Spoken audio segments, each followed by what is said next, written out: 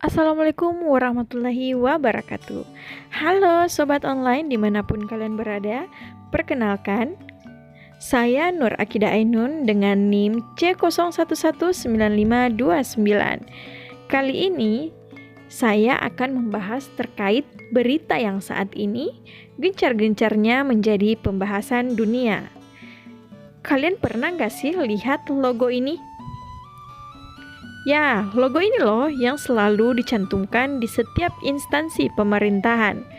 Yap, ini adalah logo G20 yang merupakan forum internasional yang fokus pada koordinasi kebijakan di bidang ekonomi dan pembangunan.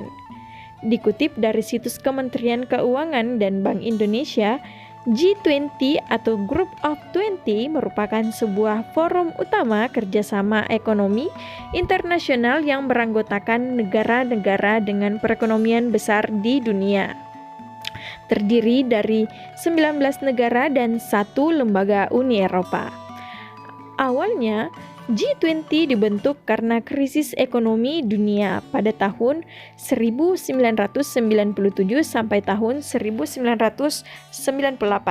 Nah, G20 ini dibentuk untuk sama-sama cari solusi demi pertumbuhan ekonomi global yang kuat. G20 ini mewakili lebih dari 80% PDB dunia, 75% ekspor global, dan 60% populasi global. Kira-kira apa ya tujuan dari G20 ini?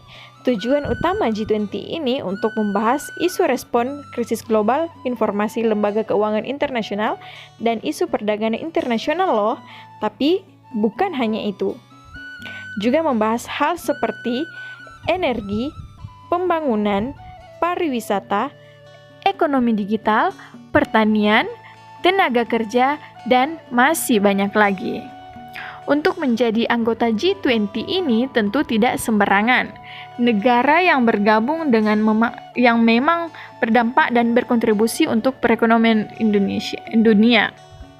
Setiap tahunnya, KTT G20 punya tema yang berbeda-beda. Tema tahun ini diambil dari situasi pandemi yang punya dampak besar bagi dunia, yaitu Recover Together, Recover Stronger. Nah, di dalam G20 ini ada 3 jenis pertemuan, mulai dari working group, pertemuan tingkat menteri dan deputi, dan puncaknya ada di konferensi tingkat tinggi G20 yang berlangsung di Bali. Yap, tahun ini Indonesia menjadi tuan rumah G20 yang telah diselenggarakan pada tanggal 15 sampai 16 November 2022 di Bali. Secara garis besar, G20 sangatlah penting karena memiliki tujuan untuk menentukan arah kebijakan ekonomi dunia.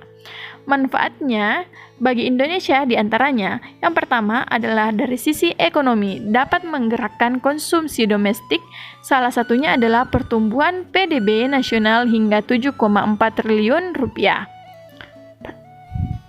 dan melibatkan banyak UMKM. Yang kedua adalah politik.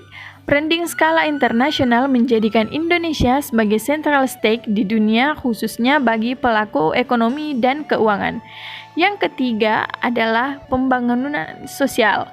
Indonesia berpeluang untuk mendorong topik terkait produksi dan distribusi vaksin.